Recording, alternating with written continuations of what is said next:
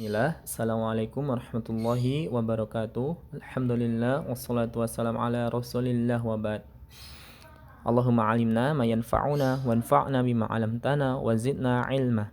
Allahumma la sahla ila ma ja'altahu sahla wa anta taj'alul hazna idza syi'ta sahla. Kaifa halukum anak-anakku semua siswa kelas 1A dan 1B rahimani wa rahimakumullah. Semoga kalian dalam keadaan sehat dan terus bersemangat untuk belajar. Pada kesempatan kali ini di pembelajaran akidah akhlak, kita akan memasuki pembelajaran yang baru, yaitu syirik.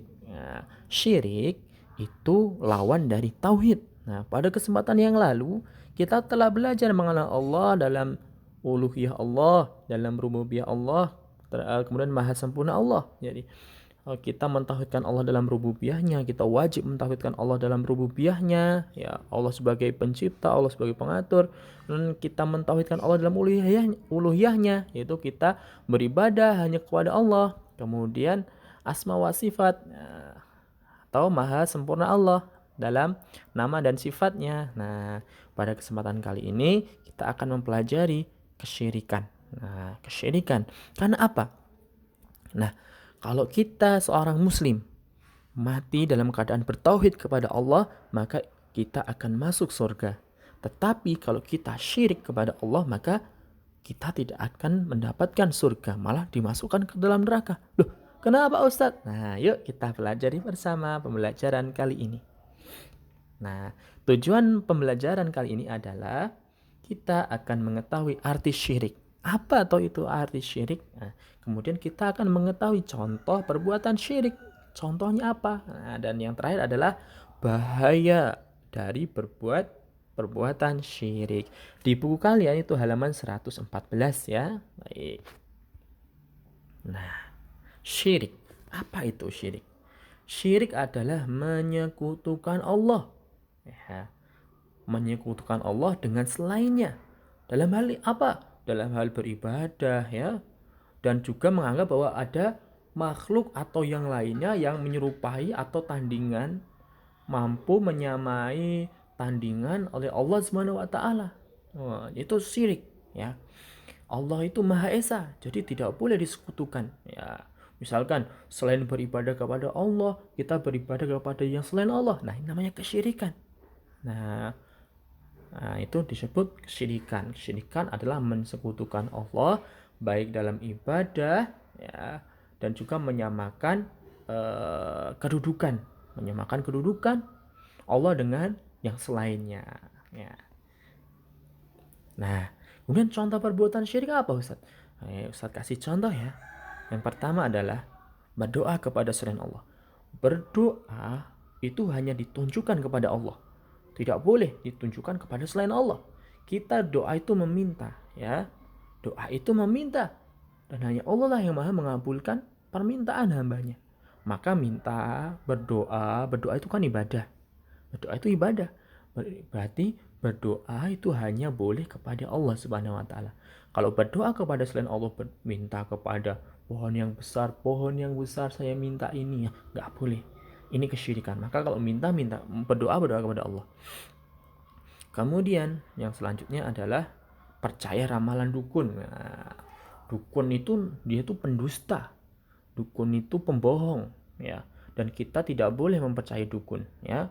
Nggak boleh. Dukun itu temannya setan ya, temannya iblis. Dan kita percaya sama ramalan dukun, maka ini termasuk kesyirikan. Jangan pernah percaya ramalan dukun ya, karena itu dia itu pembohong. Kemudian yang selanjutnya adalah meminta kepada orang yang telah meninggal. Misalkan datang ke kuburan ya.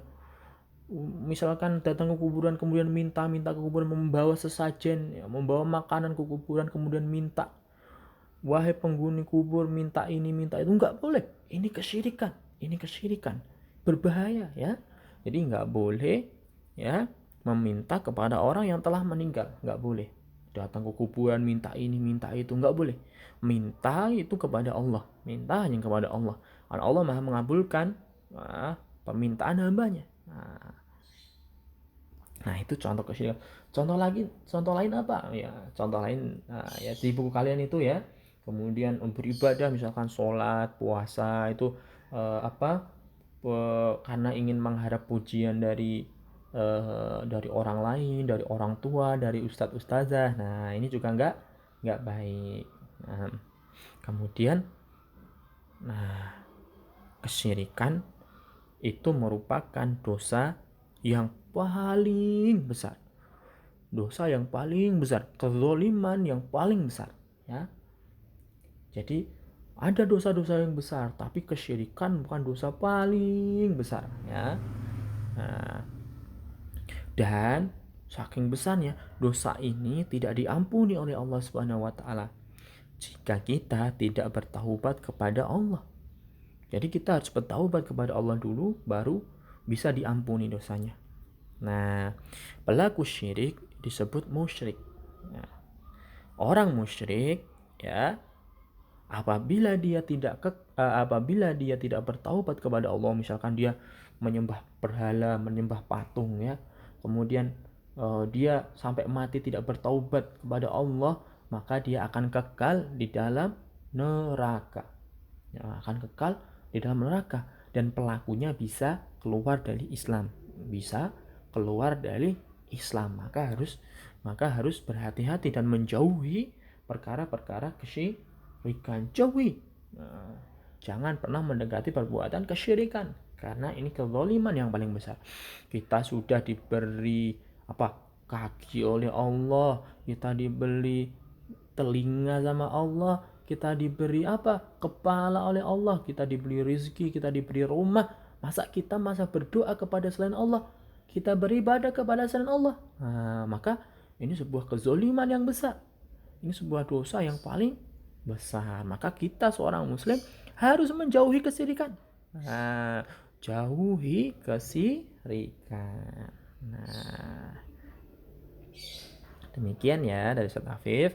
Terus kemudian tuh nasihat Luqman pada anaknya ya di dalam Al-Qur'an surat Al-Luqman. Nah, ya, Allah Subhanahu wa taala berfirman, A'udzu billahi minasyaitonir rajim. Ya bunayya la tusyrik billah. Innasyirka la zulmun azim. Nah, nasihat Luqman kepada anaknya. Ya bunayya, wahai anakku, la tusyrik billah, janganlah kamu berbuat syirik kepada Allah. Innasyirka la zulmun azim.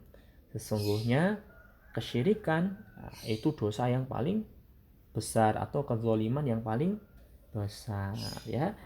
Sudah sepantasnya sebagai seorang muslim harus menjauhi kesyirikan, beribadah hanya kepada Allah, meminta hanya kepada Allah, berdoa hanya kepada Allah. Wallahu alam. Kita tutup dengan doa kafaratul majelis. Subhanakallahumma wa bihamdika asyhadu an la ilaha illa anta astaghfiruka wa atubu ilaik. Sallallahu wasallam ala nabiyina Muhammadin wa ala alihi wa sahbihi wa baraka wasallam. Assalamualaikum warahmatullahi wabarakatuh.